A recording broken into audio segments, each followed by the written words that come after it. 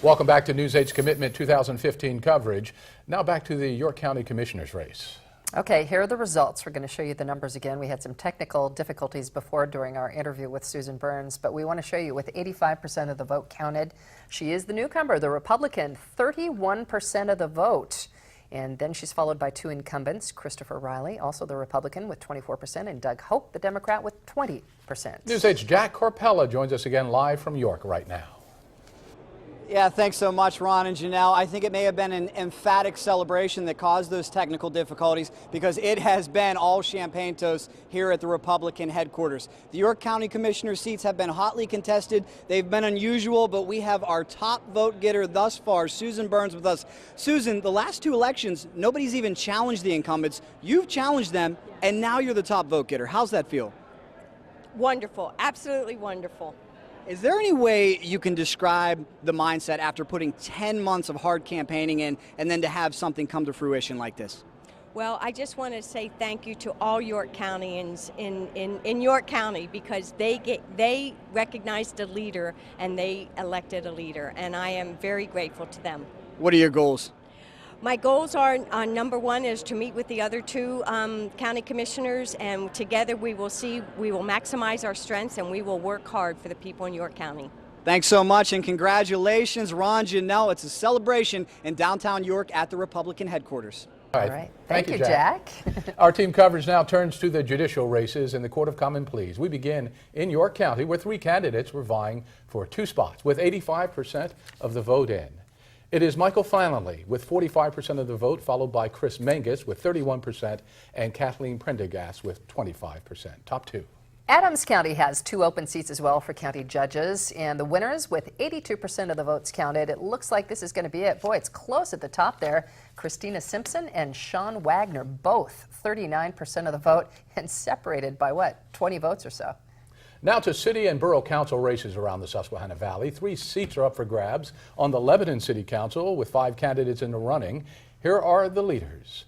Well, the vote is in. It is Wiley Parker, Richard Wirtz, and Cornell Wilson winning the council seats. In York, Harrisburg, and Lancaster, the candidates running for city council all ran unopposed. In York, that means city council members Carol Hill Evans and Michael Helfrich. They ran to keep their seats, and Sandy Walker will replace David Satterley, who decided not to run this year. In Harrisburg, incumbent Jeff Baltimore and newcomers Westburn Majors and Cornelius Johnson ran uncontested for the 4-year term city council seats.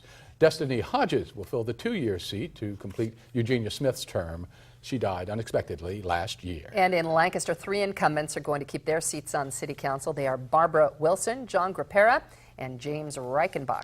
In Cumberland County, Carlisle Borough Council had 4 seats up for election tonight. 5 candidates were in the running, and here are the 4 winners with all the vote counted. Dawn Flower, Sean Crampsey, Connie Byers, and Robin Guido.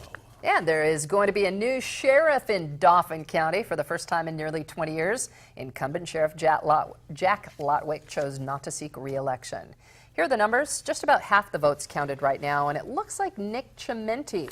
Although this is a close race and there's still a lot of votes to be counted, but right now the Republican is in control by about 2%. In Philadelphia tonight, the city has elected a new mayor. Democrat Jim Kenney, a former city councilman, beat business executive Melissa Murray Bailey this evening. Kenney promised to attack poverty as part of his campaign platform.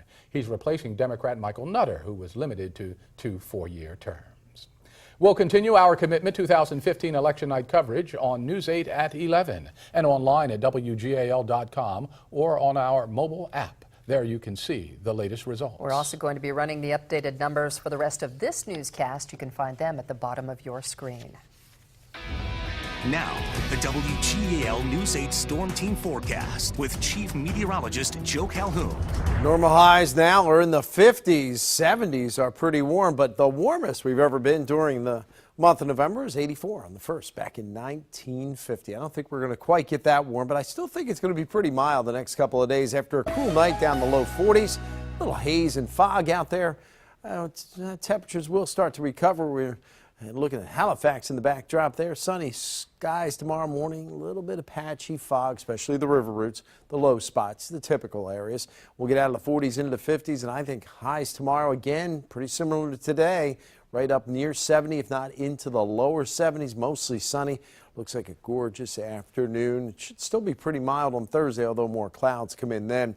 No clouds out there right now on our Harrisburg Skycam. It's crystal clear. It's 48 degrees in Capital City. Winds at last report were calm. So clear, calm, it's cooling down. Those temperatures drop down toward the dew points. That's when we'll get that fog. You can see the low spots like York and Selinsgrove. They're already in the low to mid 40s. Some spots in the 50s, though. 57 in Chambersburg, 51 right now in Reading. Coatesville's at 55 degrees, 52 in Gettysburg. Nothing on the radar at this hour. Don't expect to see anything for a couple of days. Watching some of this moisture down in here. There's also a storm back here in the Midwest. This front may affect us as we go into Friday with maybe a few showers by Friday evening. Doesn't look like a lot of rain, though, I'll tell you that. There's some snow with this storm. In fact, I saw a report from Yellowstone.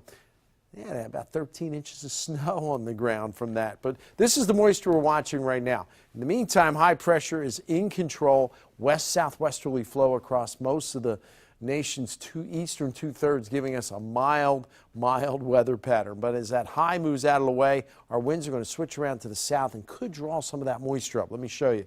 As we go through the overnight, we're clear. We're down to low 40s. That's when we get that fog. Then tomorrow, we're up near 70 or better, I think.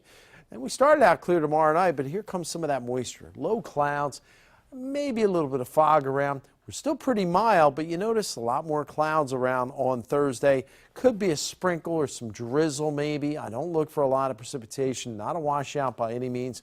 And still, for this time of the year, it's pretty mild. I think Friday's pretty warm. But right before that front gets here, we're going to warm up. I think maybe even the low 70s. It could be a shower in the afternoon. I don't think it's a big deal. I don't even think it's a problem for high school football. But then we clear it out. Could still be a shower on Saturday morning early, but I think despite that, it starts turning a little breezy, a little cooler, and starts drying out. The weekend looks okay, like 50s on Sunday and Monday. That's where we should be this time of the year. But overall, the overall pattern is pretty warm if you think about it. Another couple of days, we would have held off the election. I could have won anything. You're right. You always win in our hearts, Joe. Thanks, Joe. Coming up on News 8 at 10, the 8 on Your Side investigation into ATM and gas pump skimmer cases. Is your card at risk? We'll find out how you can keep it safe. But first, stocks finished higher for a second straight day. The Dow was up 89 points. The Nasdaq gained 17, and the S&P 500 was up 5 points.